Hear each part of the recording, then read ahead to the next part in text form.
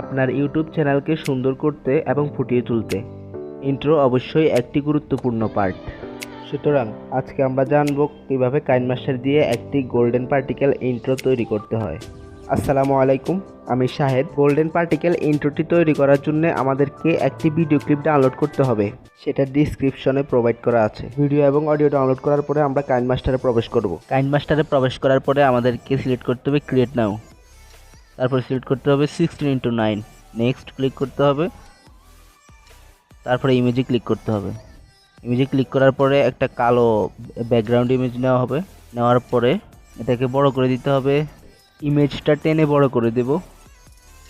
তারপর লেয়ারে ক্লিক করব, মিডিয়াতে ক্লিক করব, তারপরে যে ভিডিওটা ডাউনলোড করতে বলেছিলাম ওইটা ইম্পোর্ট করব। তারপর এটা ফুল স্ক্রিন করে দেব। ফুল স্ক্রিন করে দেওয়ার পরে নিচে স্ক্রল করব, তারপরে এখানে ব্লেন্ডিংয়ে যাব, ব্লেন্ডিংয়ে যেয়ে স্ক্রিন করে দেব, তারপরে ওকে করে দেব। এখন আমাদেরকে এখানে এসে থামতে হবে। থামার পরে আমাদেরকে টেক্সট লিখতে হবে।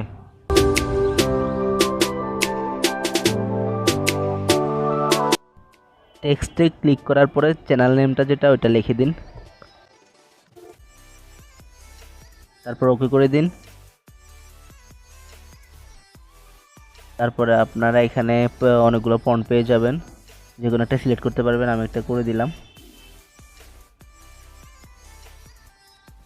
লেখাটাকে একটু বড় করে দিন।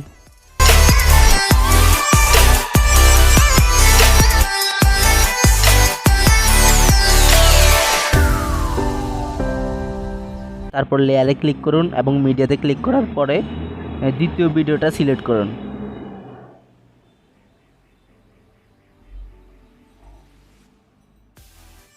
এটাকেও ফুল স্ক্রিন করে দিন।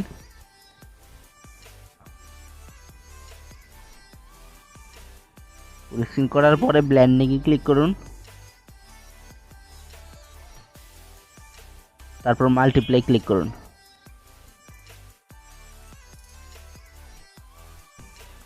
টেক্সট লেয়ারটাকে টেনে ভিডিওর সমান করে দিন।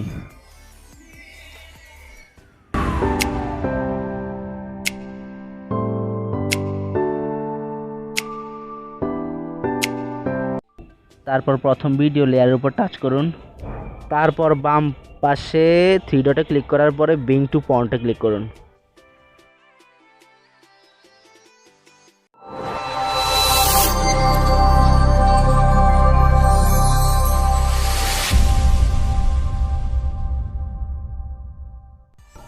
তারপর একটা পজিশন নিতে হবে, সেম এই পজিশনটাতেই থাকবে। থাকার পরে আপনার যে লোগোটা ওইটা অবশ্যই পিএনজি হতে হবে, পিএনজিতে সেট করতে হবে। তারপর ওইটাকে এখানে ইম্পোর্ট করতে হবে। আমারটা আমি ইম্পোর্ট করে দিলাম, আপনারা অবশ্যই পিএনজি করার পরে ইম্পোর্ট করবেন। তারপরে এটাকে লেখার উপর বরাবর সেট করব, অ্যানিমেশন সেট করব। এখানে ইন্টার সাইড আপ যেটা ওইটা সেট করবেন আপনারা। এই লেখাটাকে টেনে ফুল করে দিন।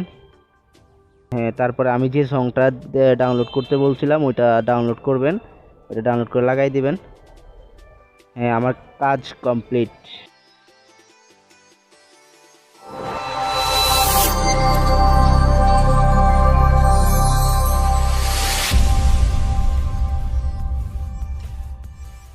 আপনারা এইভাবেই তৈরি করবেন।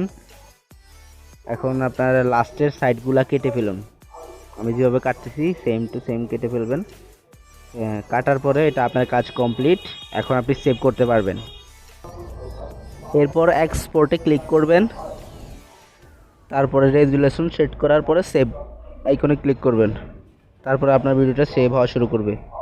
তো ভিউয়ার্স, ভিডিওটি কেমন লেগেছে কমেন্টে জানান। আর যদি ভালো লেগে থাকে তাহলে একটি সাবস্ক্রাইব করতে পারেন এবং একটি লাইক করতে পারেন। আল্লাহ হাফেজ।